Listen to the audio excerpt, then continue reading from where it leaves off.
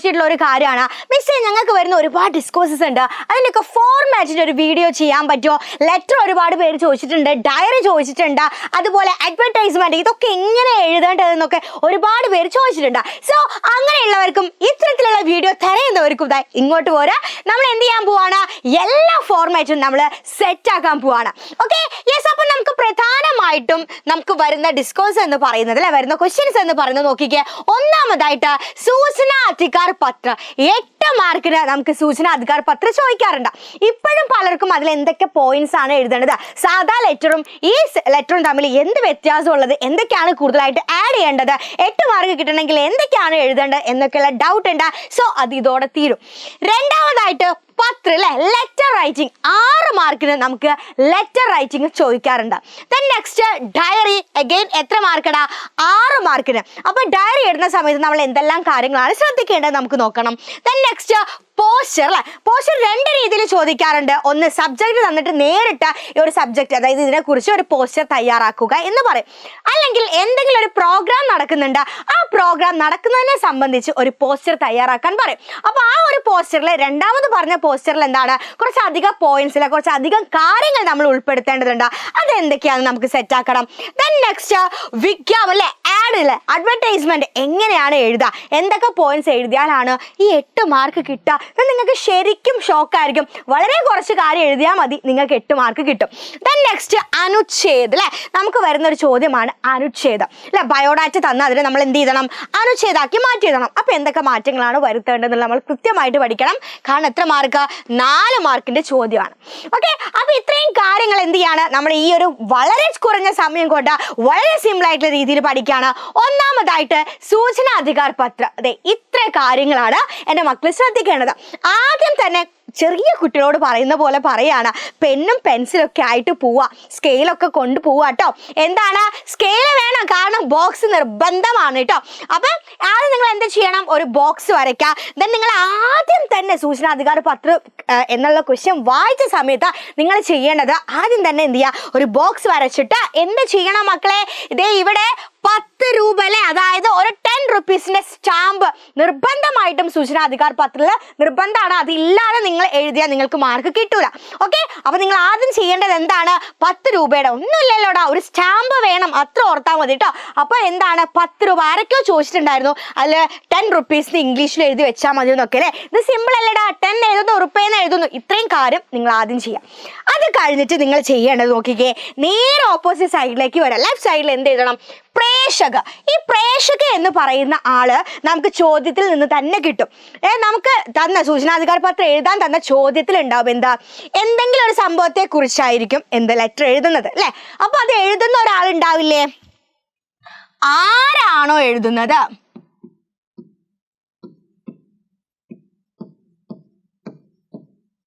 Okay, ഈ letter എഴുതുന്ന ആളുടെ പേരും അഡ്രസ്സുമാണ് ഈ പ്രേക്ഷക് എന്ന് എഴുതിയിട്ട് നമ്മൾ എഴുതേണ്ടത്. ആരാണ് ലെറ്റർ എഴുതുന്നത്. ദെൻ നെക്സ്റ്റ് സേവാമയം. എന്താണ്? ആർക്കാണോ ലെറ്റർ എഴുതുന്നത്, അതായത് ഏത് ഡിപ്പാർട്ട്മെന്റുമായി ബന്ധപ്പെട്ട് എന്തുമായി ബന്ധപ്പെട്ടുള്ള കാര്യം ആർക്കാണോ എഴുതുന്നത് അതാണ് അവിടെ എഴുതേണ്ടത്. അപ്പോൾ ആദ്യം തന്നെ നമ്മൾ എന്ത് ചെയ്യുക? സ്റ്റാമ്പ്, അതിനുശേഷം പ്രേക്ഷക ആരാണോ ലെറ്റർ എഴുതുന്നത്, ശേഷം സേവാമയം ആർക്കാണോ എഴുതുന്നത്. അത് കഴിഞ്ഞിട്ട് നമ്മൾ മഹോദയ് എന്ന് എഴുതുക, മഹോദയ്. ഓക്കെ, അത് കഴിഞ്ഞിട്ട് നമ്മൾ ചോദ്യം വായിക്കുക. ആ ചോദ്യത്തിൽ ഉണ്ടാവില്ല ഇന്ന വിഷയത്തെ സംബന്ധിച്ച് നമ്മൾ എന്ത് എഴുതാണ്? സൂചനാധികാർ പത്രം എഴുതാണ്. ആ വിഷയം കറക്റ്റായിട്ട് നിങ്ങളുടെ ചോദ്യത്തിലുണ്ടാവും. ആ ഒരു സബ്ജക്റ്റ് എടുത്ത് ഇവിടെ അങ്ങ് എഴുതിക്കോളാം. ഓക്കെ, എന്തിനെ സംബന്ധിച്ചാണ് നമ്മൾ ലെറ്റർ എഴുതുന്നത് നിങ്ങളുടെ ചോദ്യത്തിൽ ഉണ്ടാവും, അത് അവിടെ എഴുതാം.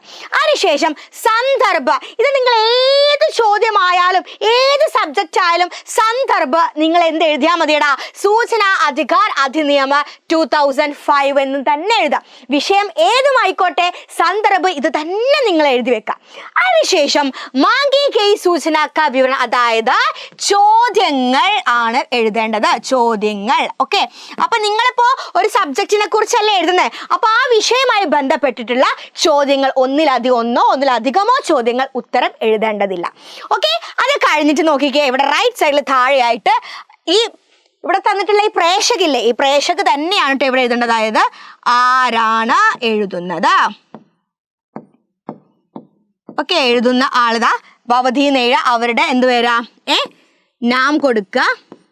അതുപോലെ പഥ, അതുപോലെ എന്ത് കൊടുക്കാം, ഹസ്താക്ഷരം. ഇത്രയും കാര്യം കൊടുക്കാം. ഓക്കെ, അപ്പൊ എന്താണ് പേര് കൊടുക്കുക, അഡ്രസ്സ് കൊടുക്കുക, ഹസ്താക്ഷരം കൊടുക്കുക. ഇങ്ങനെ എഴുതിയാൽ മതി, നാം എന്ന് എഴുതിയാൽ മതി, വേറെ ഒന്നും നിങ്ങൾ എഴുതണമെന്നില്ല കേട്ടോ. അതുപോലെ ഹസ്താക്ഷരം എന്ന് എഴുതി വെക്കുക. ദെൻ നേരെ ഓപ്പോസിറ്റ് സ്ഥാനം, താരീഖും, പ്ലേസും ഡേറ്റും എഴുതാം. ഇത്രയും കാര്യങ്ങളാണ് എന്ത് നിങ്ങൾ ഈ ഒരു സൂചനാധികാര പത്രത്തിൽ നിങ്ങൾ ശ്രദ്ധിക്കേണ്ടത്. ഇവിടെ നോക്കിക്കാം മക്കളെ, ഇവിടെ ഞാൻ പറഞ്ഞില്ലേ ഇപ്പൊ ഈ നാമപദ ഹസ്താക്ഷരം, അതായത് നമ്മൾ ഇവിടെ എഴുതിയ അതേ കാര്യമില്ലേ അത് തന്നെയാണ് നമ്മൾ ഇവിടെ എഴുതേണ്ടത്. മാറ്റം കാര്യങ്ങളൊന്നുമില്ല കേട്ടോ. പ്രേക്ഷക ഏതാണോ അത് തന്നെ ഇവിടെ താഴത്ത് പകുതി കഴിഞ്ഞിട്ട് അവിടെ എഴുതി കൊടുക്കാം. ഇത്രയും കാര്യങ്ങളാണ് സൂചനാധികാര പത്രത്തിൽ നിങ്ങൾ ശ്രദ്ധിക്കേണ്ടത്. ഇത്രയും കാര്യങ്ങൾ നിങ്ങൾ ശ്രദ്ധിച്ചാൽ നിങ്ങൾക്ക് എത്ര മാർക്ക് കിട്ടും? 8 മാർക്ക് കിട്ടും. അപ്പൊ ക്ലിയർ ആയില്ലേ, സെറ്റ് ആയില്ലേ? ഇത് 2 തവണ നിങ്ങൾ വായിച്ചു നോക്കിയാൽ ഇപ്പൊ തന്നെ നിങ്ങൾക്ക് അത് മനസ്സിലാവും. ഇതിൽ എഴുതാനുള്ള കാര്യങ്ങളൊക്കെ മുഴുവനും നിങ്ങളുടെ ചോദ്യത്തിൽ ഉണ്ടാവും. Okay, next letter writing. താഴെ ഫ്രണ്ട്ലി ലെറ്റർ, സാധാരണ ഫ്രണ്ട്ലി ലെറ്റർ നമുക്ക് എഴുതാനുണ്ടോ? നമ്മുടെ ചാപ്റ്ററുമായി ബന്ധപ്പെട്ട ഏതെങ്കിലും ഒരു ക്യാരക്ടർ എഴുതുന്ന ഒരു ലെറ്റർ നമ്മളോട് ഉറപ്പായിട്ടും ചോദിക്കും. ഈ ലെറ്റർ എഴുതുന്ന സമയത്ത് നമ്മൾ നേരത്തെ പറഞ്ഞ പോലെ തന്നെ ആദ്യം തന്നെ എന്ത് ചെയ്യുക, ഒരു ബോക്സ് വരയ്ക്കാൻ നിർബന്ധമാണ്. എന്നിട്ട് റൈറ്റ് സൈഡിൽ എന്ത് ചെയ്യുക, സ്ഥാൻ താരീഖ്, പ്ലേസും ഡേറ്റും നിങ്ങൾ എഴുതി വെക്കണമെന്നില്ല, സ്ഥാൻ താരീഖ് എന്ന് എഴുതിയാൽ മതി. ആരൊക്കെ ചോദിച്ചിട്ടുണ്ടായിരുന്നു ലെറ്റർ എഴുതുന്ന സമയത്ത് സ്ഥാൻ താരീഖും എഴുതി വെക്കണോ മിസ്സേ, വേണമെന്നില്ല, ഇങ്ങനത്തെ സ്ഥാൻ താരീഖ് എന്ന് കൊടുത്താൽ മതി കേട്ടോ. ഓക്കെ, അതിനുശേഷം നേരെ ഓപ്പോസിറ്റ് നമ്മൾ എന്ത് കൊടുക്കുക, സല്യൂട്ടേഷൻ കൊടുക്കാം. ഓക്കെ, ലെഫ്റ്റ് സൈഡിൽ നമ്മൾ എന്താ കൊടുക്കേണ്ടത്, സല്യൂട്ടേഷൻ. അതായത് നമ്മൾ ആർക്കാണോ ലെറ്റർ എഴുതുന്നത് അവരുടെ പേര്, പ്രത്യേകമായിട്ടുള്ളൊരു പേര് നിങ്ങളുടെ ചോദ്യത്തിൽ പറഞ്ഞിട്ടുണ്ടെങ്കിൽ എന്ത് ചെയ്യാം, എൻ്റെ മക്കൾക്ക് അത് കൊടുക്കാം. ഇല്ലെങ്കിൽ എന്ത് ചെയ്യാം, പ്രിയമിത്രൻ തന്നെ കൊടുക്കാം. അതിനുശേഷം എപ്പോഴും ചോദിക്കുന്ന ക്ലീശേ സാധനം, സുഖാണോ?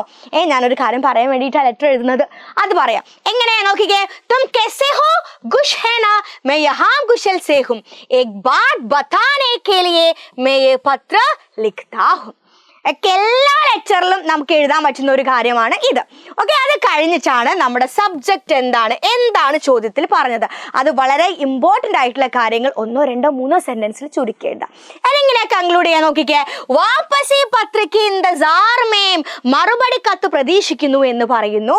ദെൻ സസ്നേഹ വിത്ത് ലവ്. ഇവിടെ എഴുതേണ്ടത് ആരാണ്? ആരാണോ ലെറ്റർ എഴുതുന്നത്, അവരുടെ പേരാണ് കേട്ടോ. From address.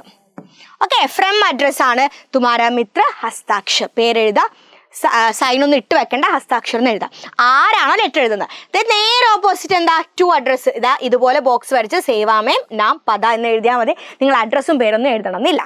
ഓക്കെ, ഇത്രയും കാര്യങ്ങളാണ് ഒരു ഫ്രണ്ട്ലി ലെറ്ററിൽ നിങ്ങൾ എഴുതേണ്ടത്. ഓക്കെ, ഡേറ്റും പ്ലേസും എഴുതുന്നു, സല്യൂട്ടേഷൻ കൊടുക്കുന്നു, സുഖാണെന്ന് ചോദിക്കുന്നു, എന്താണോ ചോദ്യം അത് വളരെ ചുരുക്കി ഇമ്പോർട്ടൻ്റ് ആയിട്ടുള്ള കാര്യങ്ങൾ എഴുതുന്നു, then ചുരുക്കുന്നു.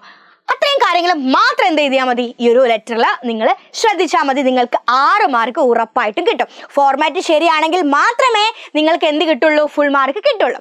Okay, then next diary. വളരെ സിമ്പിളാണ്. ആദ്യം തന്നെ നിങ്ങളൊരു ബോക്സ് വരയ്ക്കുക, എന്നിട്ട് താരീഖ്, ഡേറ്റ്, താരീഖ് എന്ന് ഇട്ട് വെക്കുക. അതിനുശേഷം നോക്കിക്കേ, ആജ് മേരെ ലിയേ ഖുശി ഓർ ദുഃഖി ദിൻ ഥാ. രണ്ടും കൂടി എഴുതി വെക്കരുതേ മക്കളെ.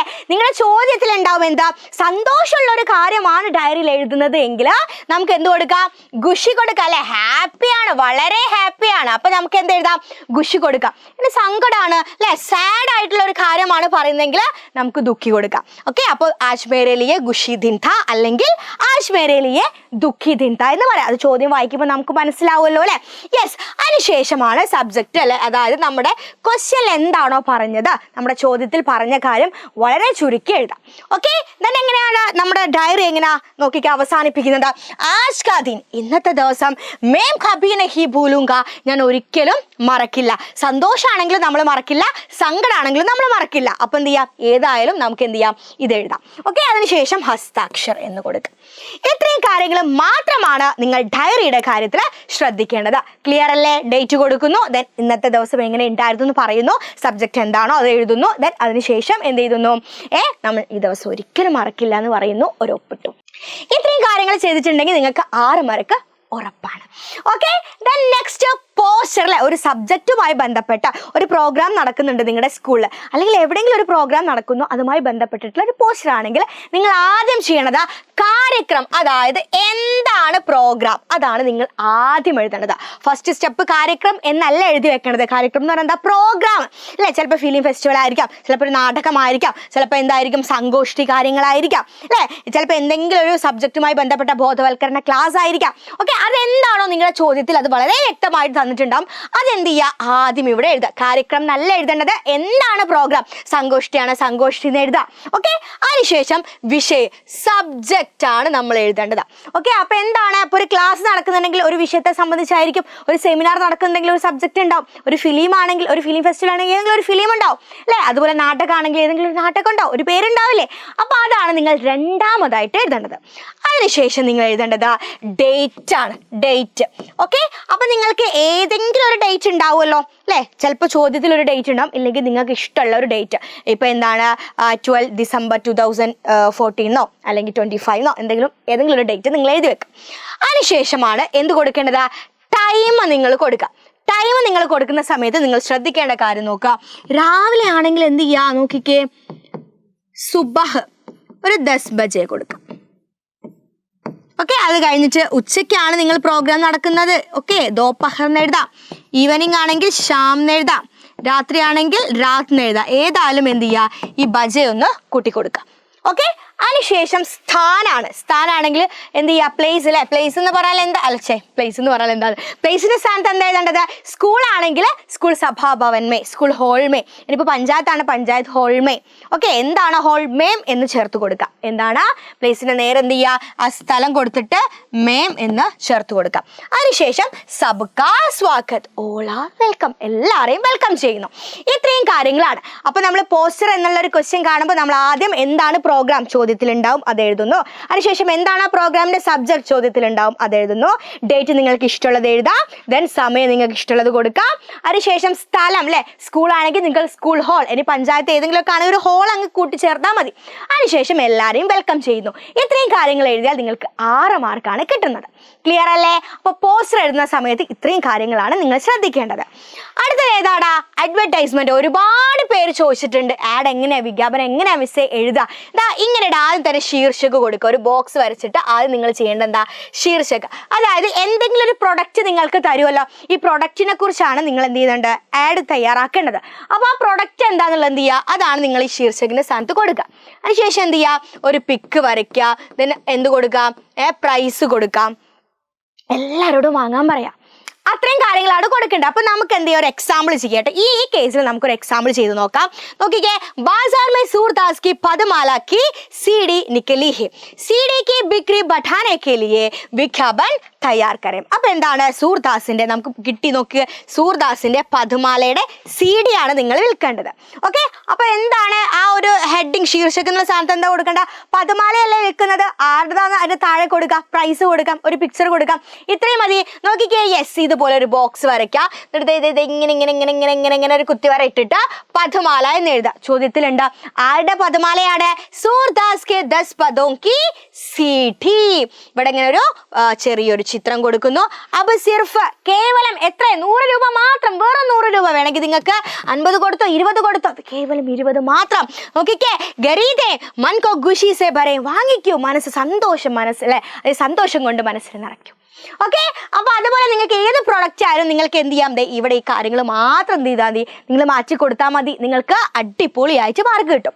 ഓക്കെ, വളരെ സിമ്പിൾ ആയിട്ട് നമുക്ക് 8 മാർക്ക് വാങ്ങിക്കാൻ പറ്റുന്ന ഒരു ചോദ്യമാണ് എന്ത്, ഈ വിജ്ഞാപൻ എന്ന് പറയുന്നത്. സെറ്റ് അല്ലേ, ക്ലിയർ അല്ലേ? ഒരുപാട് പേര് ചോദിക്കാറുണ്ട് ഈ അനുച്ഛേദത്തിൽ എന്തൊക്കെ കാര്യങ്ങളാണ് ശ്രദ്ധിക്കേണ്ടത്. നമുക്ക് ഉറപ്പായിട്ടും ചോദിക്കുന്ന ഒരു ചോദ്യമാണ്. നമുക്ക് ഇതുപോലെ എന്ത് തന്നിട്ടുണ്ടാവും, ചോദ്യം അല്ലെ, ക്വസ്റ്റ്യൻ പേപ്പറിൽ ഒരു ബയോഡാറ്റ തന്നിട്ടുണ്ടാവും. ഏതെങ്കിലും ഒരു കവിയെ കുറിച്ചുള്ള ഒരു ബയോഡാറ്റ നമുക്ക് തന്നിട്ടുണ്ടാവും. ആ ബയോഡാറ്റയെ നമ്മൾ എന്ത് ചെയ്യുക, പാരഗ്രാഫ് രൂപത്തിലേക്ക് മാറ്റി എഴുതാണ്. ഇതേ കാര്യങ്ങൾ തന്നെയാണ്, എവിടെ ഒരു മാറ്റം വരുത്തണ്ട. ഒരു എക്സാമ്പിൾ നോക്കിക്കേടാ, ആരെ കുറിച്ചാണ്, മൈഥിലി ശരൺ ഗുപ്ത. ഓക്കെ, പേര് തന്നിട്ടുണ്ട്. ഡേറ്റ് ഓഫ് ബർത്തിൽ 3 ഓഗസ്റ്റ് 1886 തന്നിട്ടുണ്ട്. ദെൻ വ്യവസായ, അതായത് അദ്ദേഹം ഏതൊക്കെ മേഖലകളിലാണ് പ്രവർത്തിച്ചത് ഇവിടെ തന്നിട്ടുണ്ട്. നോക്കിക്കേ, കവി, രാജ്നേത, നാടകക്കാർ, അനുവാദക്, ഈ മേഖലയിലൊക്കെ അദ്ദേഹം എന്ത് ചെയ്തിട്ടുണ്ട്, പ്രവർത്തിച്ചിട്ടുണ്ട്. അടുത്തത് രചനായം, അദ്ദേഹത്തിന്റെ പ്രധാന കൃതികൾ അല്ലെ. നോക്കിക്കേ, പഞ്ചവടി, സാകേത, യശോധര ആദി. ഓക്കെ, അപ്പൊ നിങ്ങൾക്ക് ഏത് കവിയെ കുറിച്ചാണോ തന്നത് അവരുടെ കൃതികൾ തന്നിട്ടുണ്ടാവും. ദെൻ നെക്സ്റ്റ് സമ്മാനം അല്ലെ, എന്തൊക്കെ പുരസ്കാരങ്ങൾ എന്തൊക്കെ അവാർഡുകൾ കിട്ടിയിട്ടുണ്ട്? ഹിന്ദുസ്ഥാനി അക്കാദമി പുരസ്കാർ, മംഗൾ പ്രസാദ് പുരസ്കാർ, പത്മഭൂഷൺ, ഇത്രയും അവാർഡ് അദ്ദേഹത്തിന് കിട്ടിയിട്ടുണ്ട്. അടുത്തത് മൃത്യു, മരണം, അല്ലെ, ആ ഡേറ്റും തന്നിട്ടുണ്ട്. അപ്പൊ ഇതുപോലെ ആയിരിക്കും നിങ്ങളുടെ ചോദ്യത്തിൽ ഉണ്ടാവുക. അത് നിങ്ങൾ എങ്ങനെ എഴുതണം? ഈ രൂപത്തിലേക്ക് വളരെ സിമ്പിൾ ആയിട്ട് എഴുതാം. ഏത് കവി ആയിക്കോട്ടെ ഈ മോഡലാണ് നിങ്ങൾ എഴുതേണ്ടത്. ഒന്ന് ശ്രദ്ധിച്ചേ. ആദ്യം തന്നെ ഹിന്ദി സാഹിത്യ ജഗതിക്ക് സർവശ്രേഷ്ഠ കവിയോ മേ പ്രമുഖ ഹേ, ആരെയാണോ നിങ്ങൾക്ക് തന്നത് അവരുടെ പേരങ്ങ് എഴുതാം.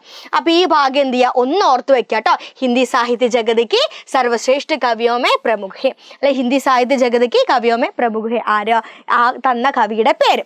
ഓക്കെ, അതിനുശേഷം ഉൻക ജന്മ തന്നിട്ടുണ്ട്, അല്ലെ, ആ ഡേറ്റ് ഓഫ് ബർത്ത് എന്ത് ചെയ്യുക? ഇങ്ങോട്ട് എഴുതി കൊടുക്കുക, മേം ഹുവ എന്ന് ചേർത്ത് കൊടുക്കുക. ഓക്കെ, അത് കഴിഞ്ഞിട്ട് കവി രാജ്നേത, അദ്ദേഹം ഏതൊക്കെ മേഖലയിൽ പ്രശസ്തനാണ്, അല്ലെ, ആ ഏതൊക്കെ മേഖലകൾ എന്ത് ചെയ്യുക? അവിടെ കൊടുക്കുക. കവി, രാജ്നേത, നാടകകാർ, അനുവാദക്, ആദി സമസ്ത സാഹിത്യ വിധാओं पर उन्होंने अपना योगदान दिया. ആ ഒരു സെന്റൻസ് നിങ്ങൾ പഠിക്കുക. ഏതൊക്കെ മേഖലകൾ ഉണ്ട് അത് എഴുതുക. എന്നിട്ട് അതിന് ശേഷം എന്ത് കൊടുക്കുക? ആദി സമസ്ത സാഹിത്യ വിധാओं पर उन्होंने अपना योगदान दिया എന്ന് കൊടുക്കുക. അതിനുശേഷം അദ്ദേഹത്തിന്റെ കൃതികൾ. ഓക്കെ, അപ്പൊ ആദ്യം തന്നെ പേര് കൊടുത്തു, ഡേറ്റ് ഓഫ് ബർത്ത് കൊടുത്തു, ഏതൊക്കെ മേഖലകളിൽ പ്രവർത്തിച്ചു. ഇനി അദ്ദേഹത്തിന്റെ പ്രധാനപ്പെട്ട കൃതികളാണ്. നോക്കിക്കേ, പഞ്ചവടി, സാകേത്, യശോധര ആദി ഉൻകെ പ്രസിദ്ധ രചനായേ ഹേ, ഇതെല്ലാം അദ്ദേഹത്തിന്റെ പ്രധാനപ്പെട്ട രചനകളാണ്. എവിടെ തന്നിട്ടുണ്ട്? ബയോഡാറ്റയിലുണ്ട്. അതെന്ത് ചെയ്യുക? ഇങ്ങനെ ആ രചനകൾ എഴുതുക. ആദ്യം ഉൻകെ പ്രസിദ്ധ രചനായേ ഹേ എന്ന് ചേർത്ത് കൊടുക്കുക. ശേഷം എന്താണ് അതിന് കൊടുക്കാനുള്ളത്? അവാർഡാണ്, അല്ലെ. അതായത് നിങ്ങൾക്ക് ഇവിടെ തന്ന ഈ രീതിയിൽ തന്നെ എന്ത് ചെയ്യുക? നിങ്ങൾക്ക് എഴുതാം. ഓക്കെ, നോക്കിക്കേ, ഹിന്ദുസ്ഥാനി അക്കാദമി പുരസ്കാർ, മംഗൾ പ്രസാദ് പുരസ്കാർ, പത്മഭൂഷൺ, ആദി സേ വേ സമ്മാനിത് ഹുവേ, ഇതൊക്കെ അദ്ദേഹത്തിന് കിട്ടിയിട്ടുണ്ട്. എന്ത് ചെയ്യുക? ആദി സേ വേ സമ്മാനിത് ഹുവേ എന്ന് കൊടുക്കുക. ലാസ്റ്റ് എന്താണ്? അദ്ദേഹം മരിച്ച ആ ഡേറ്റിൽ ഡിസംബർ 12, 1964 ഉൻക മൃത്യു ഹുയി എന്ന് ചേർത്ത് കൊടുക്കുക. ഇത്രയും കാര്യങ്ങളാണ് അനുച്ഛേദം എഴുതുന്ന സമയത്ത് ശ്രദ്ധിക്കേണ്ടത്. അപ്പൊ ഇത്രയും ചോദ്യങ്ങളുടെ ഫോർമാറ്റുകളാണ് എൻ്റെ മക്കൾ വളരെ കൃത്യമായിട്ട് പഠിക്കേണ്ടത്, വളരെ കൃത്യമായിട്ട് മനസ്സിലാക്കേണ്ടത്. ഫോർമാറ്റ് ശരിയാണെങ്കിൽ മാത്രമേ നമുക്ക് ആ ചോദ്യത്തിന്റെ ഫുൾ മാർക്ക് കിട്ടുള്ളൂ. സെറ്റ് അല്ലേ, റെഡി അല്ലേ? ഞങ്ങൾക്ക് ഫോർമാറ്റ് അറിയില്ല എന്നുള്ളൊരു പരാതി ഇല്ലല്ലോ, സങ്കടമില്ലല്ലോ. യെസ്, അപ്പൊ എന്ത് ചെയ്തോളാം മക്കളെ? പഠിച്ചോ. ദെൻ എന്ത് ചെയ്യുക? എല്ലാവരും ഈ വീഡിയോ ഒന്ന് ലൈക്ക് ചെയ്യണം കേട്ടോ. ഓക്കെ, എന്നിട്ട് ചെയ്യുക, മാക്സിമം ഫ്രണ്ട്സിന് ഷെയർ ചെയ്ത് കൊടുക്കുക. പുതിയ ആളുകൾ ഉണ്ടെങ്കിൽ എന്ത് ചെയ്യുക? ഒന്ന് സബ്സ്ക്രൈബ്. Okay, yes. അപ്പൊ എന്താണ്, ഇതുപോലത്തെ അടിപൊളി വീഡിയോസ് ആയിട്ട് മിസ് വീണ്ടും വരും. അപ്പൊ നമ്മുടെ ഇന്നത്തെ ലൈവ് മറക്കണ്ട. നമുക്ക് അടിപൊളിയായിട്ട് ഷുവർ ക്വസ്റ്റ്യൻസ് ഒക്കെ സെറ്റ് ആക്കിയിട്ട് നാളെ രാവിലത്തെ മോർണിംഗ് ലൈവും കഴിഞ്ഞിട്ട് എക്സാമിന് പോകണം. യെസ്, അപ്പം നമുക്ക് മറ്റൊരു വീഡിയോ ആയിട്ട് കാണാം.